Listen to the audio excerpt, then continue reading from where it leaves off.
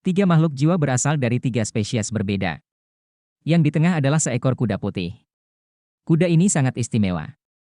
Tubuhnya seperti kuda, namun kepalanya berbentuk seperti naga. Sisik naga putih memanjang dari dahi sampai ke leher dan turun ke seluruh tulang punggungnya. Meski sudah memasuki masa senja, ia masih terus memantulkan aura cahaya di dalam pagoda jiwa. Bagian yang paling menarik perhatiannya adalah permata emas redup berbentuk berlian di dahinya. Meskipun cahaya yang berasal dari permata ini meredup, namun tetap sangat terang. Kuda itu memiliki panjang lebih dari 4 meter dan tinggi 2,5 meter. Jika bukan karena ia tampak tak bernyawa dan otot-ototnya sudah lunak, ia pastilah seekor kuda dengan kehadiran dewa. Di sebelah kiri kuda putih ini ada seekor kura-kura emas cerah. Dari tiga makhluk jiwa, itu adalah yang terkecil, panjangnya sekitar 2 meter. Cangkang penyu emasnya tidak hanya sangat menarik perhatian, tetapi juga tampak sangat tebal. Kepala dan 4 anggota tubuhnya telah masuk ke dalam cangkang kura-kura saat ini. Di sebelah kanan kuda putih itu ada seekor ular piton besar. Ular piton besar ini berwarna merah jambu dan panjangnya lebih dari 10 meter, setebal ember air. Namun, ada luka besar yang memanjang hingga 1 meter dari kepalanya. Luka ini berwarna merah, bahkan ada cairan yang merembes darinya. Dari ketiga makhluk jiwa, ular piton berwarna merah muda ini adalah satu-satunya yang energi hidupnya tidak hilang karena usia. BIG melangkah maju dan berbicara, izinkan saya memperkenalkan semuanya. Yang di tengah adalah kuda naga langit 10.000 tahun. Bahkan di hutan Great Stardow, kuda naga langit dianggap sangat langka. Garis keturunan naga suci radian mengalir di tubuh mereka. Meski berbentuk seperti kuda, namun silsilah drakonik mereka sebenarnya sangat murni. Hanya saja kuda naga langit ini terluka parah saat masih muda. Meski garis darahnya sangat murni, sayap naganya belum tumbuh meski sudah dibudidayakan 10.000 tahun. Akibatnya energi kehidupannya terus menghilang. Ketika budidaya mencapai 20.000 tahun, kondisinya hanya akan memburuk dan mati. BI, jiwa bela dirimu juga mengandung aura kuat naga suci bercahaya. Paling cocok untuk menyatu dengan Anda dan menjadi roh Anda. Mungkin fusi ini bahkan dapat membantu Anda berdua menyelesaikan evolusi Anda masing-masing. Selama salah satu dari kalian menyelesaikan evolusi sepenuhnya menjadi naga suci bercahaya, kekuatan kalian berdua akan mengalami peningkatan yang signifikan. Anda bisa membiasakan diri dengannya terlebih dahulu. Terima kasih, Ketua BIG. BI berkata pada BIG dengan hormat. Dia tampak senang. Naga suci bercahaya, seperti kebanyakan spesies naga lainnya, sudah lama tidak ada lagi. Semua cincin jiwa yang BI peroleh sebelumnya berasal dari naga silsilah kedua, yang sebagian besar adalah naga bumi. Ketika dia melihat kuda naga langit ini tadi, dia merasa seolah-olah ada sesuatu di tubuhnya yang memanggilnya. Ketika dia mencoba merasakannya lebih hati-hati, dia tiba-tiba menyadari bahwa aura naga suci bercahaya kuda naga langit ini sangat murni, meskipun sedikit lemah. Itu bahkan lebih murni dari jiwa bela dirinya. Hanya saja kuda naga langit ini tidak mampu kemurnian ini. BI melihat mata kuda naga langit yang tampak tak bernyawa saat dia berjalan ke arahnya. Kuda naga langit tidak bereaksi sama sekali. Sangat kebas dengan kehadirannya. BI berjongkok di samping kuda naga langit ini. Dia menarik napas dalam-dalam dan perlahan melepaskan Blue Lightning Tyrant Dragon miliknya. Kekuatan jiwa Blue Lightning Tyrant Dragon miliknya sangat dominan. Meskipun BI mencoba menarik kembali auranya ketika dia melepaskan jiwa bela dirinya, kuda naga langit masih sedikit gemetar setelah dia melepaskan jiwa bela dirinya.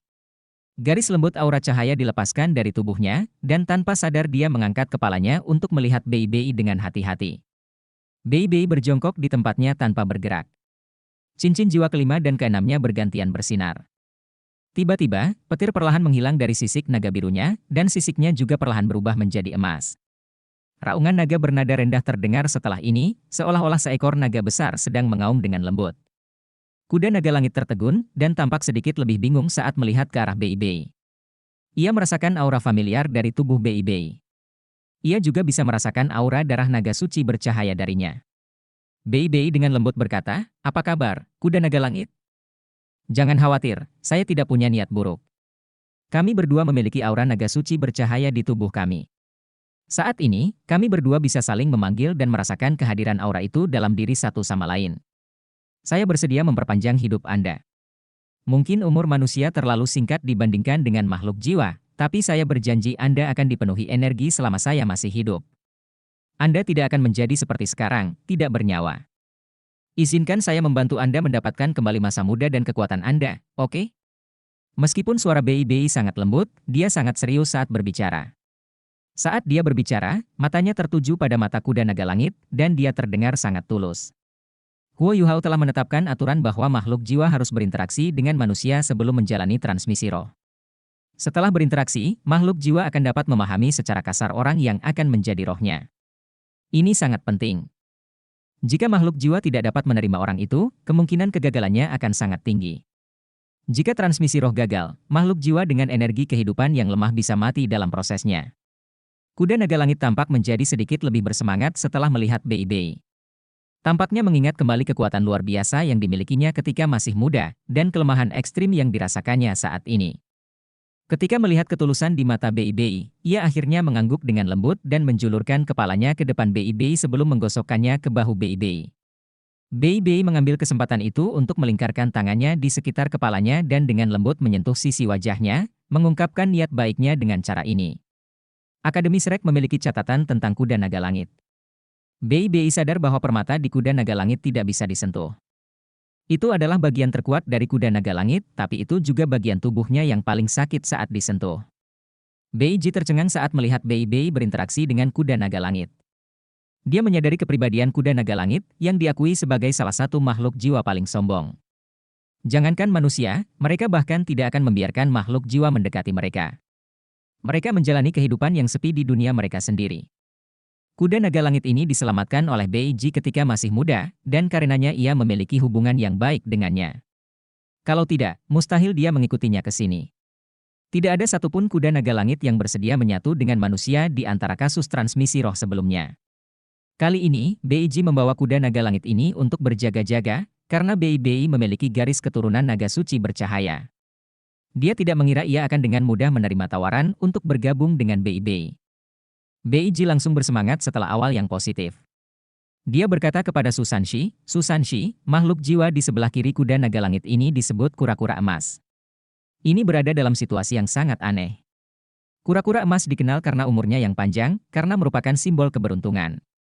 Selama seseorang berkultivasi dekat dengan mereka, mereka dapat terhindar dari segala bencana. Akibatnya, mereka hampir tidak memiliki musuh di dunia makhluk jiwa. Makhluk jiwa manapun akan bersedia mendekati mereka. Mereka tidak mempunyai masalah untuk hidup setidaknya sampai 10.000 tahun. Namun, kura-kura emas ini merupakan pengecualian. Tahun ini usianya baru 30.000 tahun, dan seharusnya dalam kondisi awet muda. Namun, energi kehidupannya terus menghilang akhir-akhir ini karena alasan yang tidak diketahui. Dalam waktu kurang dari 3 tahun, energi kehidupannya yang sangat besar akan hilang sepenuhnya. Saya telah membantunya melihatnya, tetapi saya hanya mampu menanamkan sedikit energi kehidupan ke dalamnya. Saya tidak dapat menghentikan energi kehidupannya agar tidak menghilang. Anda dapat mencoba berkomunikasi dengannya. Kura-kura emas sangat membawa keberuntungan, dan mereka memiliki kemampuan tambahan yang hebat.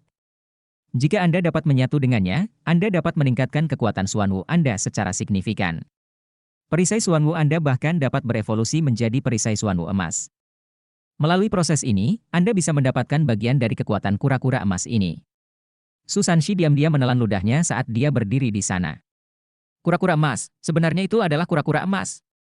Meskipun kura-kura emas tidak dapat mempengaruhi nasib seluruh hutan bintang besar Dou seperti binatang kaisar yang menguntungkan, mereka tetap dianggap sebagai binatang yang menguntungkan. Mereka seperti kaisar kura-kura. Xuanwu dibentuk oleh kombinasi kura-kura dan ular.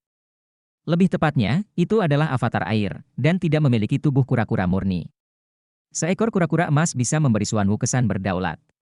Dengan memiliki kekuatan kura-kura emas, Xuanwu yang berevolusi dari Susanshi benar-benar bisa menjadi Xuanwu Gobeast. Ada sebuah legenda di keluarga Susanshi, bahwa jika seseorang dari keluarganya dapat menyatu dengan cincin jiwa dari kura-kura emas, mereka mungkin dapat mengubah jiwa bela diri seluruh keluarga.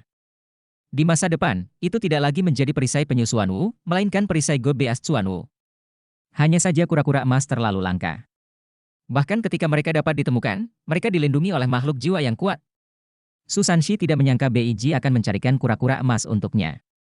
Terlebih lagi, energi kehidupan kura-kura emas ini bahkan menghilang dengan sangat cepat. Mengingat keberuntungan dan energi kehidupan yang sangat besar dari kura-kura emas, kemacetan selama 10.000 tahun bukanlah masalah besar. Mungkin kura-kura emas akan merasa agak sulit mencapai budidaya 20.000 tahun. Tentu saja, Kura-kura emas tidak mahir dalam keterampilan menyerang apapun, jadi mereka tidak dianggap cocok untuk sebagian besar master jiwa bahkan jika mereka mencapai budidaya 10.000 tahun. Selain itu, mereka biasanya dilindungi oleh makhluk jiwa lainnya. Saat dia menggosok kedua tangannya, Susanshi dengan cepat berjalan menuju kura-kura emas. Ada ekspresi menjilat di wajahnya saat dia datang ke sisi kura-kura emas. Dia semakin kagum ketika dia mendekat. Kura-kura emas ini mungkin seperti raja di antara kura-kura emas. Emas pada cangkangnya sangat proporsional dan dalam, dan setiap garis cangkangnya terbuat dari emas gelap. Tidak ada kekurangan sama sekali. Sulit dipercaya bahwa makhluk seperti ini mengalami pemborosan energi kehidupan yang sangat besar. Kura-kura emas tidak bereaksi terhadap Susanshi, dan hanya diam di tempatnya. Itu menimbulkan perasaan sangat malas. Susanshi bingung ketika dia bertanya, "Saudaraku, bisakah kamu memperlihatkan kepalamu? Biarkan kita bicara. Anda dapat memberitahu saya apa yang Anda inginkan. Saya akan melakukan yang terbaik untuk memenuhi keinginan Anda. Bagaimana dengan itu? Kalau tidak, aku akan mencari kura-kura cantik lain untuk menjadi roh keduaku, oke? Meskipun kekuatan spiritualku tidak terlalu kuat, seharusnya tidak ada masalah dengan bantuan Yu Hao. Kura-kura juga tidak memiliki kekuatan spiritual yang besar. Kalian semua hanya beruntung. Senang rasanya memiliki pasangan." Jiang Nanan mengikuti Susanshi dan tidak terlalu jauh darinya. Setelah mendengar kata-katanya, dia tidak bisa menahan diri untuk tidak berkomentar dengan marah. "Apakah menurutmu semua orang sama bejatnya sepertimu?" Susanshi menjawab, "Tidak peduli betapa bejatnya aku hanya mencintaimu." Dia tertawa sambil berbalik untuk memberi ciuman terbang pada Jiang Nanan. Jiang Nanan sedikit terkejut. Dia menatapnya dengan bingung. Susanshi bingung ketika dia bertanya, "Apakah kamu begitu tersentuh? Aku akan menciummu nanti." Jiang Nanan menunjuk ke sesuatu di belakangnya. Susanshi segera berbalik dan melihat kepala kura-kura emas menyembul dari cangkangnya. Kepala kura-kura emas berbeda dengan kepala kura-kura biasa. Ada 3 tonjolan di atasnya, dan bentuknya tidak lonjong seperti kura-kura, melainkan berbentuk agak segitiga. Bahkan ada beberapa duri menyerupai kumis di bagian bawah kepalanya. Seluruh kepalanya berwarna emas gelap. Semakin jauh ke bawah, semakin cerah warna emasnya. Hanya saja kura-kura emas ini sepertinya sedang tidak bersemangat. Ia tampak sangat tidak bernyawa, dan sepertinya kehabisan energi bahkan ketika ia menjulurkan kepalanya keluar dari cangkangnya. Saudaraku, kamu akhirnya keluar. Apakah kamu pria yang menepati janjimu?" Kura-kura emas bertanya dengan suara rendah teredam. Susanshi tercengang. "Kamu bisa berbicara bahasa kami?" Meski sedang tidak bersemangat, ia masih bisa mengangkat kepalanya dengan bangga. Kura-kura emas adalah yang terpintar di antara semua kura-kura. Susanshi menghela nafas, meskipun kura-kura emas adalah yang paling pintar, mereka tetaplah kura-kura. Kura-kura emas berteriak dengan marah, "Kamu meremehkanku!" Susanshi buru-buru menggelengkan kepalanya dan berkata, "Tentu saja tidak. Saya hanya ingin tahu mengapa kura-kura emas yang tampan, ramah tamah, anggun, dan berbakat seperti Anda belum bisa menemukan pasangan." Kura-kura emas tercengang. "Bagaimana kamu tahu kalau aku belum bisa menemukan pasangan?" Tentu saja ia sangat menerima pujian Susanshi, dan sekarang tampak jauh lebih ramah. Susanshi terkekeh. "Kalau tidak, mengapa kamu terburu-buru keluar ketika aku menyebutkan menemukan kura-kura cantik untukmu?" Kura-kura emas mendengus dan berkata, "Saya tidak dapat menemukan pasangan karena aura saya terlalu kuat. Tidak ada kura-kura cantik yang berani mendekati saya. Jika kamu ingin menyerap spirit kedua di masa depan, aku harus menyetujuinya terlebih dahulu." Susanshi segera datang ke sisi kura-kura emas dan bertanya, "Saudaraku, apakah kamu menyembunyikan sesuatu dariku? Adakah yang bisa saya bantu?" Kura-kura emas memutar kepalanya dan melihat ke arah Beiji, yang tidak terlalu jauh darinya. Sebelum menjawab, "Sebelum kita bergabung, mohon minta semua angsa Zamrud untuk pergi. Selain itu, aku tidak ingin ada monster jiwa lain di sekitarku." Oh, Susanshi benar-benar tercengang kali ini. Secara logika, makhluk jiwa seharusnya sangat ingin makhluk jiwa lain bersama mereka saat mereka menjalani penggabungan roh, terutama angsa Zamrud, yang merupakan makhluk jiwa yang kuat dalam hal penyembuhan. Mereka paling mampu memastikan keamanan makhluk jiwa lainnya. Namun, kura-kura emas ini tidak ingin ada angsa Zamrud yang hadir. Ini sangat aneh. Namun, Susanshi masih mengangguk setuju, lalu menoleh ke arah Huo Yuhao. Kekuatan spiritual Huo Yuhao terus menyelimuti seluruh tempat, dan dia mengangguk kembali. Huo Yuhao tidak takut kura-kura emas ini menyebabkan masalah. Mengingat kemampuan kura-kura emas ini, setiap manusia yang hadir dapat dengan mudah membunuhnya. Susanshi tidak akan memilihnya jika bukan karena fakta bahwa itu dapat membantu jiwa bela diri Susanshi berevolusi. Beiji tentu saja mendengar kata-katanya dan sedikit mengernyitkan alisnya. Namun, dia tidak mengatakan apapun. Mengingat bagaimana energi kehidupan kura-kura emas ini menghilang, ia tidak lagi berguna bagi hutan Great Stardow. Dengan kultivasinya, dia tidak berpikir bahwa ada banyak hal tentang kura-kura emas yang perlu dia khawatirkan. Pada saat ini, dia melanjutkan dan memperkenalkan hadiah makhluk jiwa ketiga kepada Jiang Nanan. Di samping kuda naga langit ini ada Ruby Soft Tendon Python. Ia memiliki budidaya 30.000 tahun. Ia belum mencapai akhir hayatnya, hanya saja ia telah tersiksa oleh luka-lukanya sejak disakiti terakhir kali. Karena lukanya terlalu serius, saya hanya bisa menyelamatkan nyawanya. Namun, ia terancam mati kapan saja. Ruby Soft Tendon Python sangat mahir dalam pertarungan jarak dekat, terutama di antara monster jiwa tipe Python. Ular Python ini disakiti oleh Douluo Transcendent dari kota Shrek.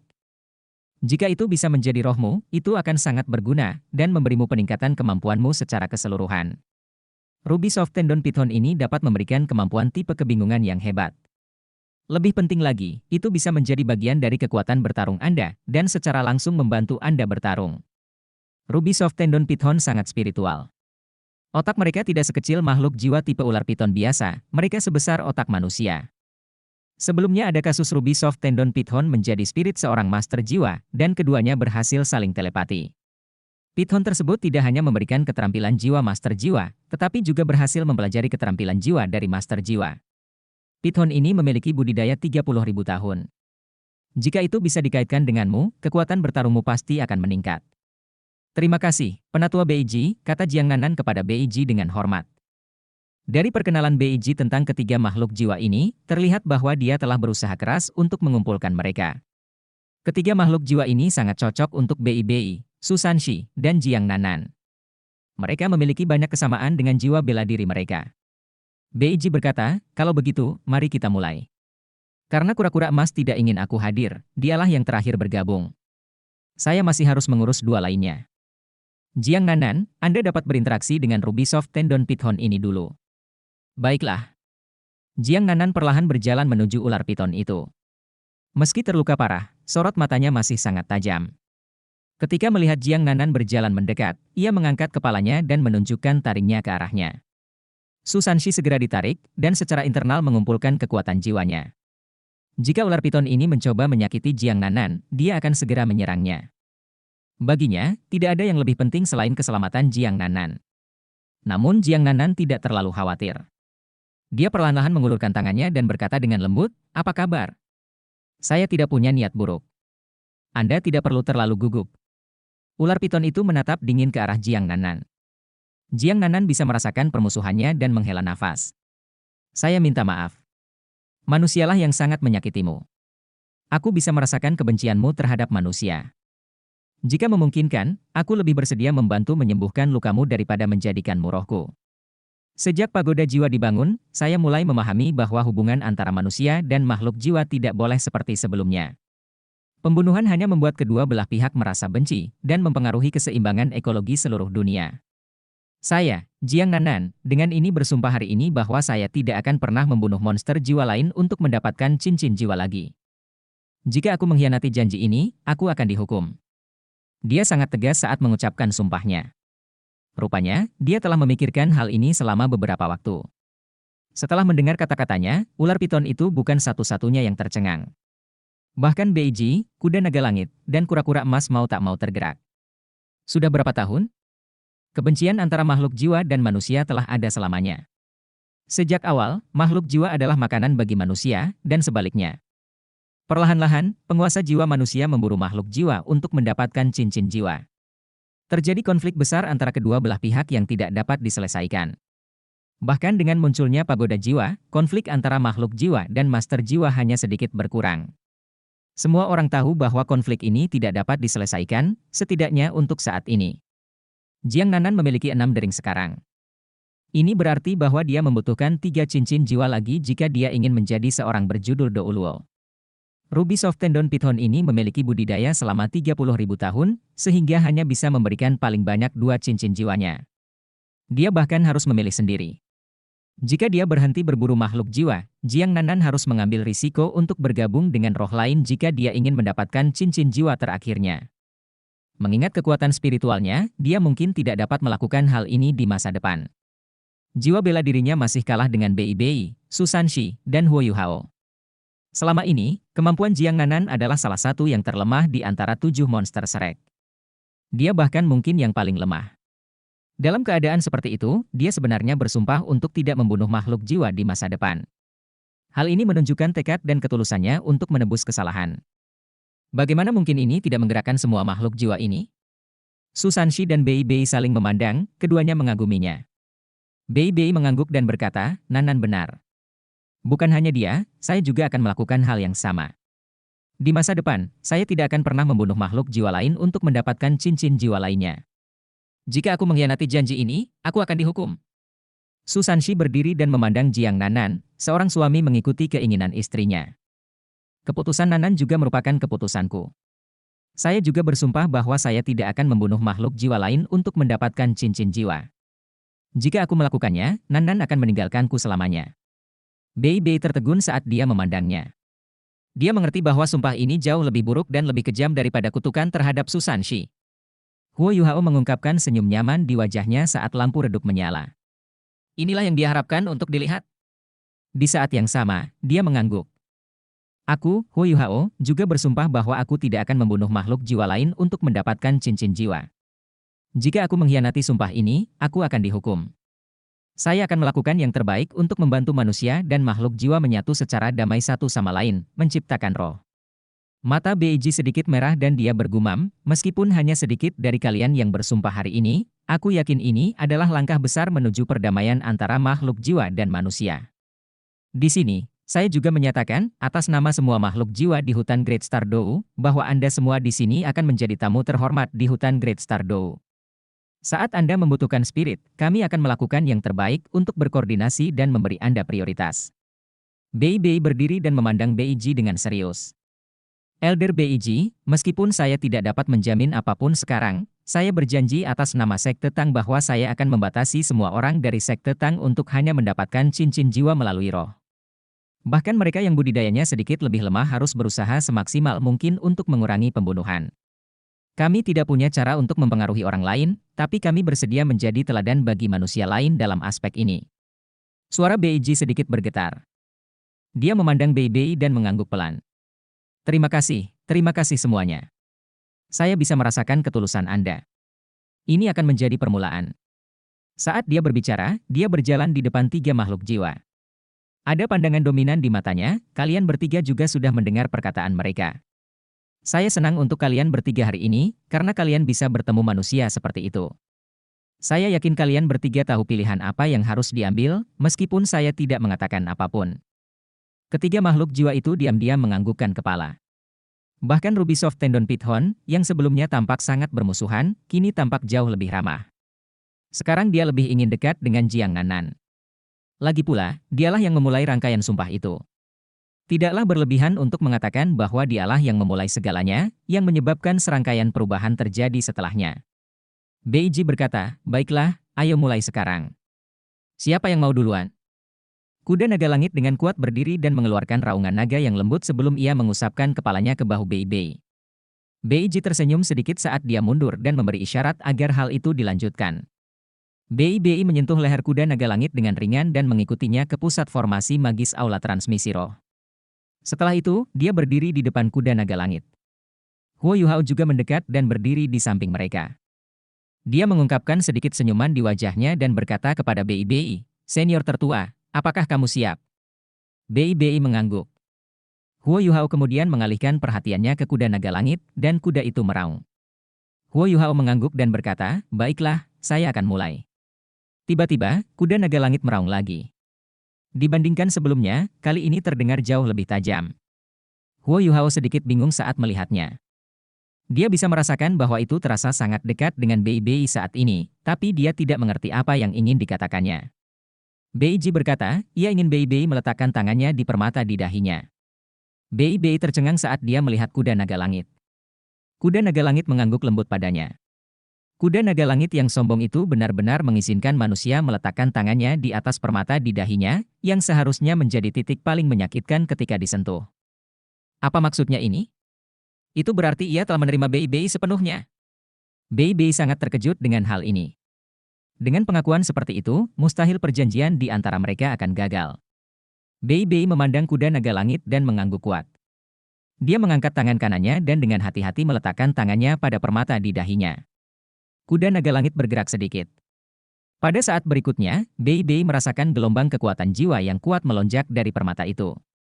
Setelah ini, lapisan cahaya keemasan dilepaskan dari tubuhnya dan tubuh kuda naga langit secara bersamaan.